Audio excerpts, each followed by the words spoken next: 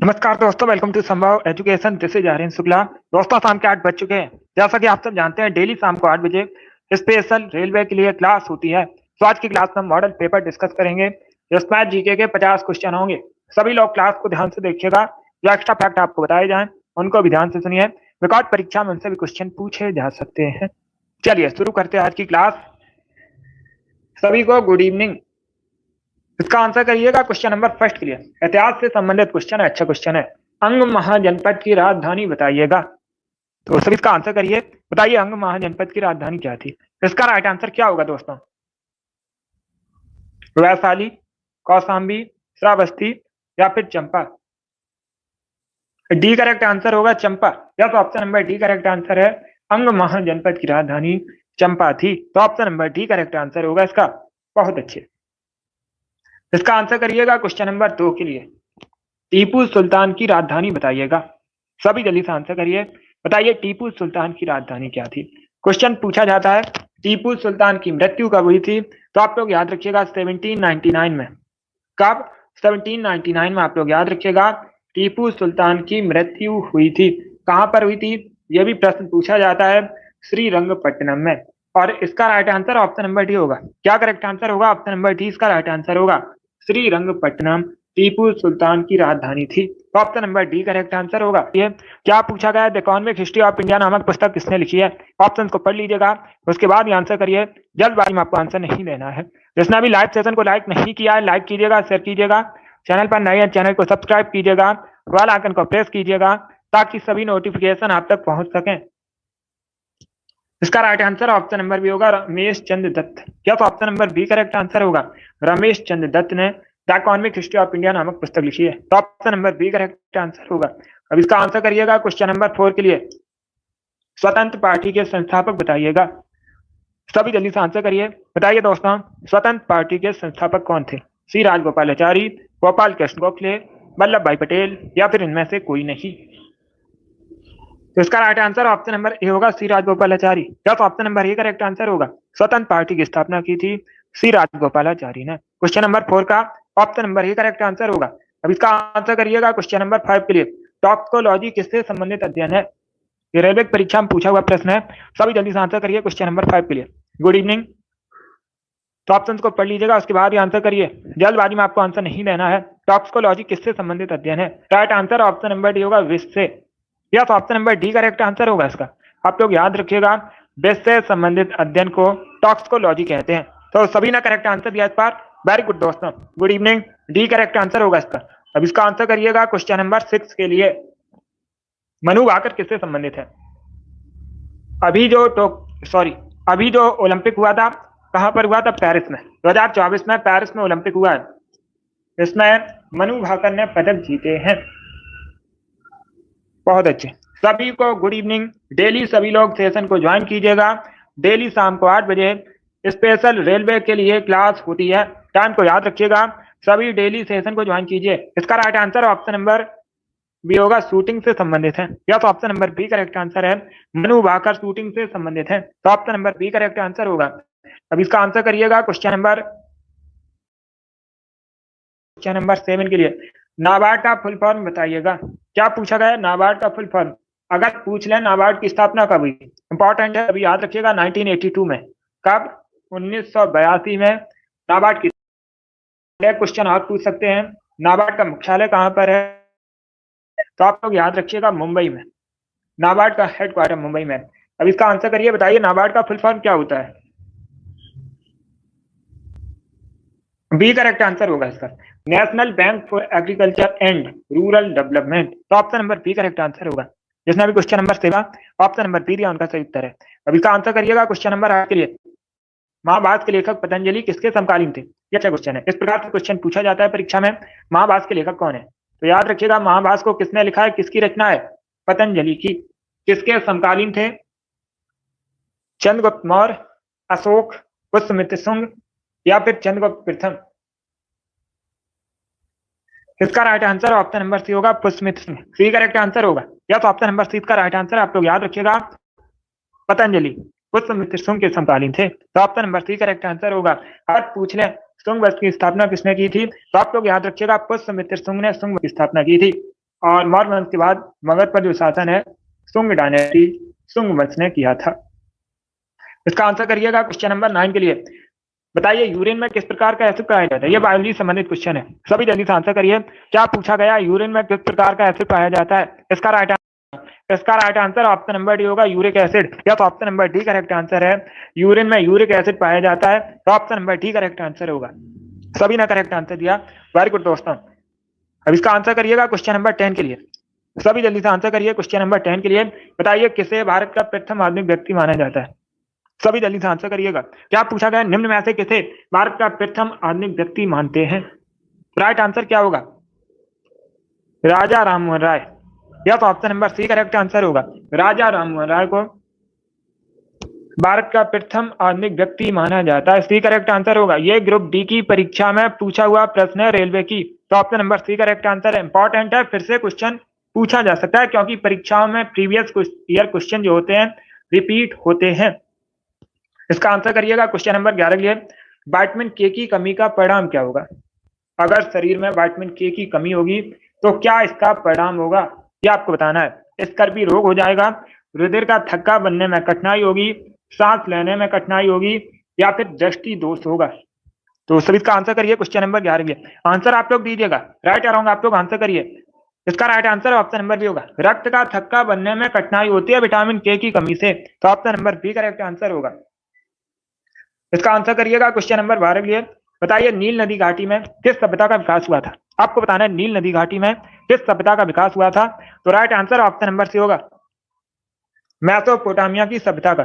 सी correct answer होगा। Sorry, पहले question को समझिएगा। क्या पूछा गया? नील नदी घाटी में किस सभ्यता का विकास हुआ था? इसका right answer option number B होगा, मिस्र की सभ्यता का। बी करेक्ट आंसर होगा दोस्तों, सी करेक्ट आंसर नहीं होगा इसका। सी करेक्ट आंसर नहीं होगा, बी करेक्ट आंसर होगा इसका। आप लोग याद रखिएगा, नील नदी घाटी में मिस्र की सभ्यता का विकास हुआ था। अरे सी करेक्ट आंसर नहीं होगा, जल्दबाजी में सी पर टिक हो गया था। इसका right answer option number B होगा, मिस्र की सभ्यता करेक्ट आंसर होगा। यस, मिस्र की सभ्यता का विकास हुआ था नील नदी घाटी में। अब इसका आंसर करिएगा क्वेश्चन नंबर 13 के लिए। ग्रीन पार्क स्टेडियम कहां पर है? तो सभी इसका आंसर करिएगा। बताइए इसका राइट आंसर क्या होगा? भारत में कहां पर है ग्रीन पार्क स्टेडियम? आंसर करिए और जल्दी से आंसर करिए। राइट आंसर ऑप्शन नंबर ए होगा, कानपुर में। कानपुर कहां पर है? कई बार मैंने आपको बताया, उत्तर प्रदेश में है कानपुर। कानपुर कहां पर? उत्तर प्रदेश में है। चमड़े के उद्योग के लिए प्रसिद्ध है, गंगा नदी के तट पर बसा है। उत्तर भारत का मैनचेस्टर भी कहते हैं कानपुर को। इंपॉर्टेंट है, इसे याद रखिएगा। पूछा जाता है उत्तर भारत का मैनचेस्टर किसे कहा जाता है? कानपुर को कहा जाता है। जो ग्रीन पार्क स्टेडियम है ये कानपुर में है, तो ऑप्शन नंबर इसका राइट आंसर होगा। इसका आंसर करिएगा क्वेश्चन नंबर 14 के लिए। ये सभी टॉप के क्वेश्चन है, इसी प्रकार के क्वेश्चन रेलवे की परीक्षा में पूछे जाते हैं, कोशिश में प्रीवियस क्वेश्चन भी है। स्वर्ण मंदिर बताइएगा किस झील पर स्थित है? स्वर्ण मंदिर कहां पर है? अमृतसर में है। स्वर्ण मंदिर कहां पर है? पंजाब के अमृतसर में है। स्वर्ण मंदिर जो बना है इसके आसपास एक झील है, उसका नाम आपको बताना है। किस धर्म से संबंधित है यह भी पूछा जाता है। सिख धर्म से संबंधित है। बहुत अच्छे, एक करेक्ट आंसर होगा अमृत सरोवर झील। यस, ऑप्शन नंबर ए इसका राइट आंसर। आप लोग याद रखिएगा, स्वर्ण मंदिर अमृत सरोवर झील पर स्थित है, तो option number A correct answer होगा। बी करेक्ट आंसर नहीं होगा, ए करेक्ट आंसर होगा इसका। इसका आंसर करिएगा क्वेश्चन नंबर 15 के लिए। बताइए दालचीनी मसाला मूलतः कहाँ का है, किस देश का है? मलेशिया, अफगानिस्तान, भूटान या फिर श्रीलंका? तो इसका right answer option number D होगा, श्रीलंका। या तो ऑप्शन नंबर डी इसका राइट आंसर। आप लोग याद रखिएगा, दालचीनी मसाला जो है मूलतः श्रीलंका का है, तो ऑप्शन नंबर डी इसका राइट आंसर होगा। अब इसका आंसर करिएगा क्वेश्चन नंबर 16 के लिए। सभी जल्दी से आंसर करिएगा। बताइए इसका राइट आंसर क्या होगा? राष्ट्रीय खाद्य सुरक्षा अधिनियम निम्न में से किस वर्ष में पारित हुआ था? आपको बताना है जो राष्ट्रीय खाद्य सुरक्षा अधिनियम है ये किस वर्ष पारित हुआ? 2012 में, 2014 में, 2011 में या फिर 2013 में? तो डी करेक्ट आंसर होगा 2013 में। या तो ऑप्शन नंबर डी इसका राइट आंसर। आप लोग याद रखिएगा, राष्ट्रीय खाद्य सुरक्षा अधिनियम 2013 में पारित हुआ था। डी करेक्ट आंसर होगा। अब इसका आंसर करिए क्वेश्चन नंबर 17 के लिए। प्लासी की लड़ाई का मैदान आपको बताना है कहां पर है। आप लोग पहले क्वेश्चन का आंसर करिएगा। बताइए प्लासी की लड़ाई कब हुई थी? प्लासी का युद्ध कब हुआ था? यह पूछा जाता है क्वेश्चन, तो सभी जल्दी से बताइएगा। इसका आंसर बाद में कीजिएगा, पहले बताइए प्लासी का युद्ध कब हुआ था। मैंने आपसे ये क्वेश्चन पूछा, अभी आंसर करिएगा। प्लासी की लड़ाई बताइए कब हुई थी? बहुत अच्छे। सीमा, अभिषेक, वेरी गुड, आपने राइट आंसर दिए हैं। तो आप लोग याद रखिएगा 1757 में, कब? 1757 में प्लासी का युद्ध हुआ था, प्लासी की लड़ाई हुई थी। रिंकू वेरी गुड, आपका भी राइट आंसर है। वर्तमान में इसका मैदान कहाँ पर है? वेस्ट बंगाल में। तो option number A correct answer होगा इसका। वीर वेरी गुड, आपका भी राइट आंसर है, ए करेक्ट आंसर होगा इसका। चलिए इसका आंसर करिएगा क्वेश्चन नंबर 18 के लिए। बताइए भारत में किसान दिवस कब मनाते हैं? अंजलि वेरी गुड, आपका भी राइट आंसर है। सभी जल्दी से आंसर करिएगा। भारत में किसान दिवस आपको बताना है कब सेलिब्रेट किया जाता है। इसका करेक्ट आंसर क्या होगा? दिवस से संबंधित पूछा जाएगा परीक्षा में क्वेश्चन, कन्फर्म एक क्वेश्चन हर शिफ्ट में दिवस से संबंधित पूछा ही जाता है। ए करेक्ट आंसर होगा 23 दिसंबर को। या तो ऑप्शन नंबर इसका राइट आंसर, आप लोग याद रखिएगा, प्रति वर्ष 23 दिसंबर को भारत में किसान दिवस सेलिब्रेट किया जाता है, मनाया जाता है। तो ऑप्शन नंबर इसका राइट आंसर होगा। अब इसका आंसर करिएगा। का बगीचा कहते हैं उस राज्य का नाम आपको बताना है जैसे भारत में मसालों का बगीचा कहा जाता है। आंध्र प्रदेश को, केरला को, तमिलनाडु को, या फिर उत्तराखंड को? बी करेक्ट आंसर होगा केरला को। या तो ऑप्शन राइट आंसर है केरल को भारत में मसालों का बगीचा कहते हैं, बी करेक्ट आंसर होगा। अब इसका आंसर करिएगा क्वेश्चन नंबर 20 के लिए। बताइए लाख पक्ष का खिताब किसे दिया गया था? यह भी इतिहास से संबंधित क्वेश्चन है, मिडवाइल हिस्ट्री से संबंधित क्वेश्चन है। बताइए इसका राइट आंसर क्या होगा? लाख पक्ष की जो उपाधि है, खिताब, किसे दिया गया था? कुतुबुद्दीन ऐबक, इल्तुतमिश, अलाउद्दीन खिलजी, या फिर बलबन? इस प्रकार से ऑप्शन है। इसका राइट आंसर ऑप्शन नंबर ए होगा Qutubuddin Aibak. Yes, A correct answer होगा, कुतुबुद्दीन ऐबक को लाख पक्ष का खिताब दिया गया था। तो 20 क्वेश्चन नंबर का राइट आंसर ऑप्शन नंबर ए होगा। अब इसका आंसर करिएगा क्वेश्चन नंबर 20। बताइए राष्ट्रीय साक्षरता मिशन की शुरुआत कब हुई थी? तो सभी इसका आंसर करिएगा। क्या पूछा गया? राष्ट्रीय साक्षरता मिशन की शुरुआत कब हुई थी? इसका राइट आंसर ऑप्शन नंबर भी होगा 1988 में। यस, बी करेक्ट आंसर होगा 1988 में। आप लोग याद रखिएगा, राष्ट्रीय साक्षरता मिशन की शुरुआत हुई थी भारत में, बी करेक्ट आंसर होगा। अब इसका आंसर करिएगा क्वेश्चन नंबर 22 के लिए। बनारस हिंदू विश्वविद्यालय की स्थापना किसने की थी? BHU, बनारस हिंदू विश्वविद्यालय, संस्थापक बताइए कौन थे?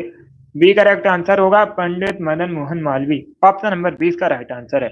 अब इसका आंसर करिएगा क्वेश्चन नंबर 23 के लिए। Storm straight from the heart नामक पुस्तक के लेखक कौन है? तो सभी इसका आंसर ये क्वेश्चन नंबर 23 का। बताइए राइट आंसर क्या होगा? सभी जल्दी से आंसर करिएगा। क्या पूछा गया है? स्टेट फ्रॉम द हर्ट नामक पुस्तक किसने लिखी है? बी करेक्ट आंसर होगा कपिल देव। या तो ऑप्शन नंबर 20 का राइट आंसर है। भारतीय पुरुष क्रिकेटर हैं कपिल देव, इन्होंने स्टेट फ्रॉम द हर्ट नामक पुस्तक लिखी है। इसका आंसर करिएगा क्वेश्चन नंबर 24 के लिए। बताइए हिंद स्वराज पुस्तक किसके द्वारा लिखी गई है? एनटीपीएससी परीक्षा में पूछा हुआ प्रश्न है। राइट आंसर होगा option number A Mahatma Gandhi. Yes, Mahatma Gandhi ने हिंद स्वराज नामक पुस्तक लिखी है। अब इसका आंसर करिएगा क्वेश्चन नंबर 25 के लिए। बताइए दोस्तों जेट इंजन का आविष्कार किसने किया था? गुड इवनिंग, सभी जल्दी से आंसर करिएगा। क्या पूछा गया है? जेट इंजन का आविष्कार किसने किया था? इसका राइट आंसर क्या होगा? इसका राइट आंसर ऑप्शन नंबर भी होगा sir Frank Whittle. Yes, option number 20 का राइट आंसर आप लोग याद रखिएगा, फ्रैंक व्हिटल ने जेट इंजन का आविष्कार किया था। तो option number B correct answer होगा। इसका आंसर करिएगा क्वेश्चन नंबर 26 के लिए। भारतीय संविधान का आपको बताना है भाग 4 का अनुच्छेद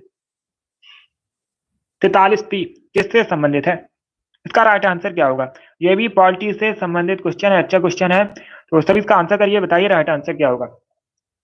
भारतीय संविधान का जो भाग 4 है डीपीएसपी से संबंधित है। अनुच्छेद 43B ये भी डीपीएसपी से संबंधित है। भारतीय संविधान में जो डीपीएसपी है कहां से लिया गया है? आयरलैंड के संविधान से लिया गया है।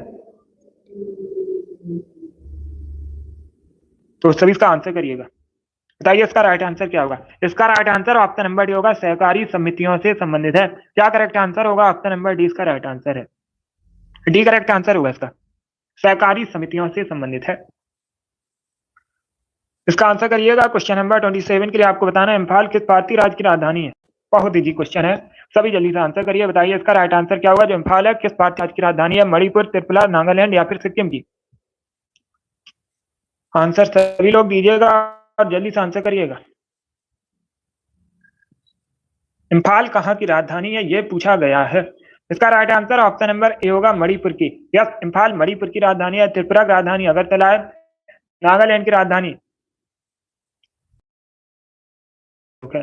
तो चार ऑप्शन को आप लोग याद रखिएगा, इंपॉर्टेंट है परीक्षा की दृष्टि से। त्रिपुरा करेक्ट आंसर नहीं होगा, त्रिपुरा की कैपिटल आप लोग याद रखिएगा अगरतला है। ए करेक्ट आंसर होगा मणिपुर। अब इसका आंसर करिएगा क्वेश्चन नंबर 28 के लिए। बताइए विद्युत धारा को मापने के लिए किस यंत्र का प्रयोग किया जाता है? विद्युत धारा को मापने के लिए आपको बताना है किस यंत्र का प्रयोग किया जाता है? धारा मापी, अमीटर, वोल्ट मीटर या फिर इनमें से कोई नहीं। विद्युत धारा को मापने के लिए किस यंत्र का प्रयोग किया जाता है? बी करेक्ट आंसर होगा अमीटर। या तो ऑप्शन नंबर 20 का राइट आंसर है, अमीटर का प्रयोग करते हैं। बी करेक्ट आंसर होगा। अब इसका आंसर करिएगा क्वेश्चन नंबर 29 के लिए। बताइए भारत का प्रवेश द्वार किसे कहते हैं? सब इसका आंसर करिएगा। आपको बताना है भारत का प्रवेश द्वार किसे कहा जाता है। इसका right answer option number C होगा मुंबई को। या सी करेक्ट आंसर होगा।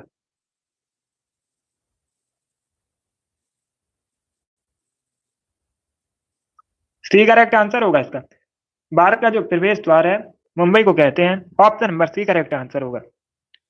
क्वेश्चन नंबर 30 के लिए आंसर करिए। राष्ट्रीय ग्रामीण विकास संस्थान कहां पर स्थित है? सभी इसका आंसर करिएगा। क्या पूछा गया है? राष्ट्रीय ग्रामीण विकास संस्थान आपको बताना है निम्न में से कहां पर स्थित है? देहरादून, हैदराबाद, लखनऊ या फिर नई दिल्ली में। तो इसका right answer option number B होगा, हैदराबाद में। यस, बी करेक्ट आंसर होगा। राष्ट्रीय ग्रामीण विकास संस्थान हैदराबाद में स्थित है। बी करेक्ट आंसर होगा। 31 के लिए आंसर करिएगा। बताइए निम्न में से किस भारतीय राज्य में नेपाली भाषा मुख्य रूप से बोली जाती है? जो नेपाली भाषा है अगर पूछ लें किस लिपि में लिखी जाती है तो आप लोग याद रखिएगा देवनागरी लिपि में लिखी जाती है। किस लिपि में लिखी जाती है? देवनागरी लिपि में लिखी जाती है। इसके साथ ही याद रखिएगा हिंदी, संस्कृत, मराठी, ये सभी भाषाएं देवनागरी लिपि में लिखी जाती हैं। इसका right answer option number B होगा Sikkim. Yes, B correct answer होगा। नेपाली भाषा मुख्य रूप से सिक्किम में बोली जाती है इनमें से। 32 के लिए आंसर करिए। बताइए जास्कर निम्न में से किसी सहायक नदी है? तो सभी इसका आंसर करिए। बताइए इसका राइट आंसर क्या होगा? जास्कर किसकी सहायक नदी है? ब्यास, सिंध, यमुना या फिर गंगा? इसका right answer option number B होगा सिंध की। यस, बी करेक्ट आंसर होगा। यस डॉक्टर, इसका right answer option number B होगा सिंधु करेक्ट आंसर होगा। जास्कर जो है सिंधु की सहायक नदी है। बी करेक्ट आंसर होगा इसका। अब इसका आंसर करिएगा क्वेश्चन नंबर 33 के लिए। बताइए बेतला राष्ट्रीय उद्यान कहां पर? आपको बताना है जो बेतला राष्ट्रीय उद्यान है ये कहां पर है। तो इसका राइट आंसर क्या होगा? ए करेक्ट आंसर होगा झारखंड में। यस, ए करेक्ट आंसर आप लोग याद रखिएगा भारत के झारखंड में बेतला राष्ट्रीय उद्यान है। ए करेक्ट आंसर है इसका।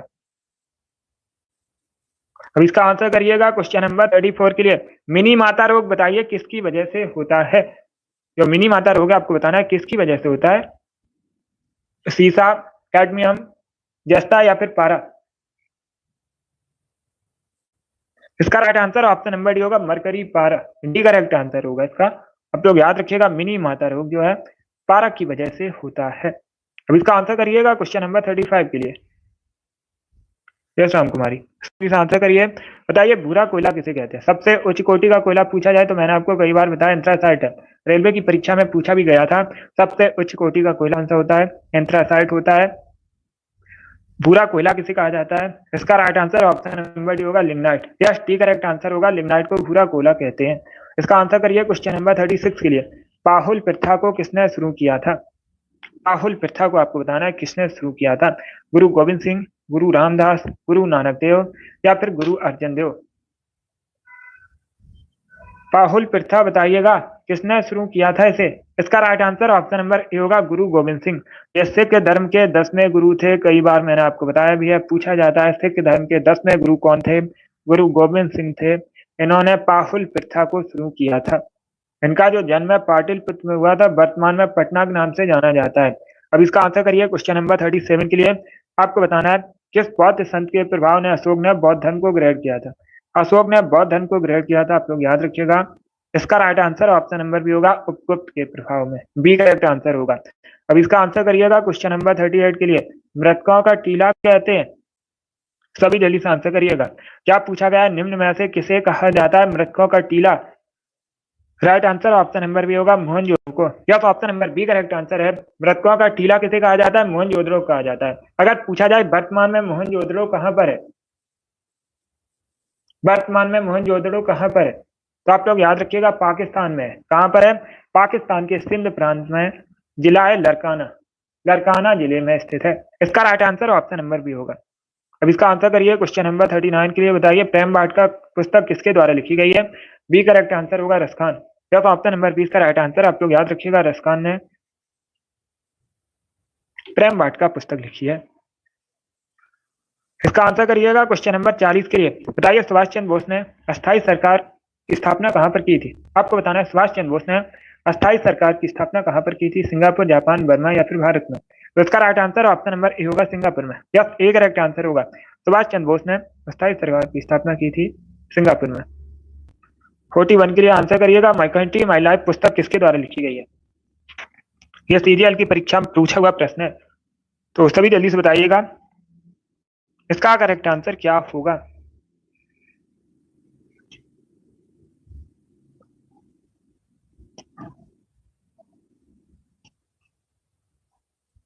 सभी जल्दी से आंसर करिएगा। इसका राइट आंसर होगा option number D, Lal Krishna Advani. D correct answer होगा इसका। या तो ऑप्शन नंबर डी इसका राइट आंसर, आप लोग याद रखिएगा। माई कंट्री माई लाइफ पुस्तक जो है लाल कृष्ण आडवाणी ने लिखी है। 42 के लिए आंसर करिएगा, भारत में रक्षा सेनाओं का कौन होता है? Right answer option number B होगा, प्रेसिडेंट, राष्ट्रपति। यस, भारत में रक्षा सेनाओं का जो सुप्रीम कमांडर है राष्ट्रपति होता है भारत का। बी करेक्ट आंसर होगा। 43 के लिए आंसर करिएगा। बताइए भारत पाकिस्तान के बीच शिमला समझौता कब हुआ था? क्या पूछा गया? भारत पाकिस्तान के मध्य शिमला समझौता कब हुआ था? बी करेक्ट आंसर होगा 1972 में। अब इसका नंबर 44 के लिए, शुंग वंश के पश्चात भारत पर किसने शासन किया था? सातवाहन वंश ने, कुषाण वंश ने, कर्ण वंश ने या फिर गुप्त वंश ने? यह भी इतिहास से संबंधित क्वेश्चन है, एंशिएंट हिस्ट्री से संबंधित क्वेश्चन है। सभी जल्दी से आंसर करिए। बताइए शुंग वंश के पश्चात भारत पर किसने शासन किया था? इसका right answer option number C होगा, कर्ण वंश ने। सी करेक्ट आंसर होगा इसका। सी करेक्ट आंसर होगा, ए करेक्ट आंसर नहीं होगा, सी करेक्ट आंसर होगा। अब इसका आंसर करिएगा क्वेश्चन नंबर के लिए। अंतरराष्ट्रीय बाघ दिवस कब मनाते हैं? भारत में सबसे अधिक बाघों की संख्या कहां पर है? पूछा जाता है ये मध्य प्रदेश में, इसीलिए मध्य प्रदेश को भारत में बाघ राज्य भी कहते हैं। और 29 जुलाई को प्रतिवर्ष अंतरराष्ट्रीय बाघ दिवस मनाते हैं। बी करेक्ट आंसर होगा इसका। 46 के लिए पानी से बर्फ बनना किस प्रकार का परिवर्तन है? इसका राइट आंसर क्या होगा दोस्तों? पानी से बर्फ बनना आपको बताना है किस प्रकार का परिवर्तन है। भौतिक, रासायनिक, जैविक या फिर इनमें से कोई नहीं। तो सभी इसका आंसर करिएगा क्वेश्चन नंबर 46 के लिए। इसका राइट आंसर ऑप्शन नंबर ए होगा, फिजिकल चेंज। क्या तो option number A correct answer होगा। पानी से बर्फ बनना एक भौतिक परिवर्तन है, तो ऑप्शन नंबर ए इसका राइट आंसर होगा। यस, ए करेक्ट आंसर है। अब इसका आंसर करिएगा क्वेश्चन नंबर 47 के लिए। बताइए माओरी जनजाति निवासी मुख्यतः निम्न में से किस देश में पाए जाते हैं? क्या पूछा गया? जो माओरी जनजाति निवासी है मुख्यतः इनमें से किस देश में पाए जाते हैं? न्यूजीलैंड, जापान, कनाडा या फिर? इसका आंसर करिए क्वेश्चन नंबर 47 के लिए। इसका राइट आंसर ऑप्शन नंबर ए होगा, न्यूजीलैंड में। क्या करेक्ट आंसर है? Option number A correct answer होगा। आप लोग याद रखिएगा, माओरी जनजाति के निवासी जो हैं में पाए जाते हैं, तो option number A correct answer होगा इसका। अब इसका आंसर करिए क्वेश्चन नंबर 48 के लिए।